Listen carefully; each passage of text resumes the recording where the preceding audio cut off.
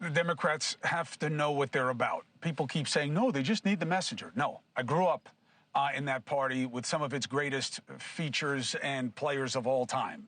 And no, it's not just about the messenger. You need a message. And it's no surprise that they're having a hard time getting money. They just blew more money than we've ever seen a campaign blow before. New reports say that the DNC may even have to take out loans just to pay the bills this year. And it doesn't help that the DNC is plagued by chaos and infighting, but that's what you get for empowering extreme people, okay? The right has this same problem. Now the left has it too. The Dems say, however, they have a blueprint to fix the problem, and they have a new YouTube show to invigorate the party. Here's a taste. You might be asking, what is the blueprint? Donald Trump is counting on us to get distracted, but we're not falling for it. Every morning, we'll cut through the noise and give you the real story. What's happening today that actually matters, why it's a big deal, and how you can fight back and help Democrats win. So the entire strategy is to attack what Trump is doing. That's what got them here, okay? Now, let's talk about how each side is going to deal with the fact that they are dominated by magnified minorities, okay? Democratic strategist Chuck Rocha, great Substack, his own podcast is going on there, worth watching, Rocha Revolution. And former Republican Governor Chris Sununu, whose party, you know, again, is dealing with the MAGA thing. Sununu is a fair broker, and both are welcome. It's good to have you. So, first of all, Gov, when you see that this is where the Democrats are headed, how good does it make you feel about the midterms? Really good. There's no doubt about it. I mean, again, the midterms are going to be solid, but the Democrat Party will get their act together. But, you know, you hit that clip right on the right point. When you say, well, what's your strategy? And when the first words out of their mouth are Trump, you know they really have no plan, right? Because, as to your point, that's what got them into the mess. They're defined by wokeism. They're defined by things that aren't very popular. There is no leadership. And to your point, you need a plan, a strategy, a message. What are we about? What gets people excited and empowered to get on your team? Talk about Trump all the time. It's just not going to do it. And it sure as heck isn't going to bring the dollars in. I'll tell you, you know who has the answer? Rocha. You know, listening to his stuff, I mean, it sounds like, you know, a little bit of an accent, a little bit of a better fashion sense, but it's what I was bathed in around the dinner table. You know, the working class and how you're going to help them and the affordability and how the majority has been left behind by the few. How do we get back to the many? I mean, Chuck, you're saying it all the time. Why aren't they listening to you?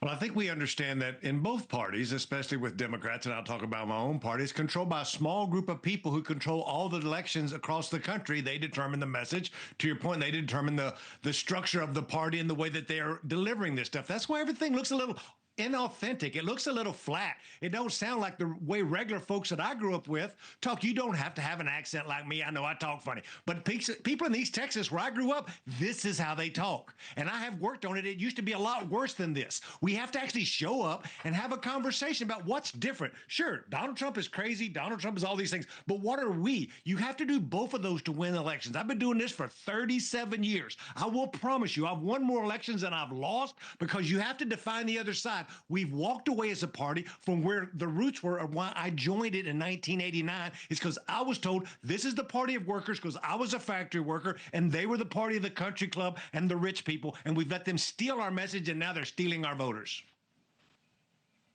You know, I was listening the other day to one of your biggest stars, Alexandria Ocasio-Cortez, and she was saying, man, you know, be careful. These establishment Democrats, they'll always choose their old friends. What do you mean, the unions? What do you mean, working class families? What do you mean, people who don't think you're crazy if you believe in God? You know, this globalized the Intifada thing that is now okay and defund the police and social, you know, let's talk socialism out loud. Why is that growing momentum in your party after what you just suffered? I think what you're seeing is there's 435 congressional districts. It's important for folks to know that this is not a national election. The next election will be in just a few places. In every congressional district, AOC's is much different than Vicente Gonzalez's. But here's what they have in common is there's only about, this is the real key, this is the most important thing I'll say tonight. Only about 35 of them are truly marginal seats that either party might have a chance to win. That means there's about 400 of them that are safe Republican or Democrat, where the only way you can get beat, Chris, is from your right flank or your left flank. So when you're in Congress, you worry about that nonstop of, am I making sure that my base is happy because they may try to beat me in a primary? That's why we're in the predicament we're in on Capitol Hill right now. Hey, Gov, I know that you're taking a break now after a great run as governor. A lot of innovations, a lot of things to hang your hat on from there. Do you ever look at your party and say, am I going to be okay here? Like, you know, am I still, is this, am I a Republican or is everything changing? Like, do you ever look at the party and think to yourself whether or not you're in step with it or whether we're just going through a period of extremism where both sides are going to be radical for a while? I don't think the party is extreme or our platform is extreme. Sometimes we have some extreme leadership, right? I mean, Trump is a very galvanizing leader. I've had my pushes and pulls with him over time. I think everybody has at one point. You don't always agree. But at the end of the day, the party is still about, again, those kind of limited government, local, low taxes, you know, local control, these types of things. And as more and more of the federal government goes back to the states, you know, we always talk about what's happening at a national level, but this is where I think the Democrats and the Democrats are still going to have a real problem with the governorships, with the mayoral races, that working class voters, specifically in the Latino community, it's not going backwards. It's going to keep kind of coming forwards because, again, you can't just have big government. Nobody likes big government. And so that can, until that message drastically changes on the Democrat side. And again, the Republican Party needs to do a lot of work as well. There's no doubt. But again, if the worst, if people are saying, well, boy, you know, you guys are defined by Trump. Well, we're doing pretty well being defined by Trump right now. We really are. My passion is always on the fiscal side of things. I think both parties are completely screwed up when it comes to fiscal management at the federal level. And again, I actually blame Republicans a lot more than Democrats there. So that's one area where we can fracture. And maybe even what you're seeing with Iran, it's not a fracture in the MAGA or conservative base. You have kind of those Tucker Carlson, Steve Bannon, kooks. They don't define the party. There's, you know, Senator Rand Paul, you know, he wants to get out a little more of an isolationist. But at the end of the day, the vast majority of folks are going to galvanize around the president in terms of what he wants to do internationally. All right, I got to jump.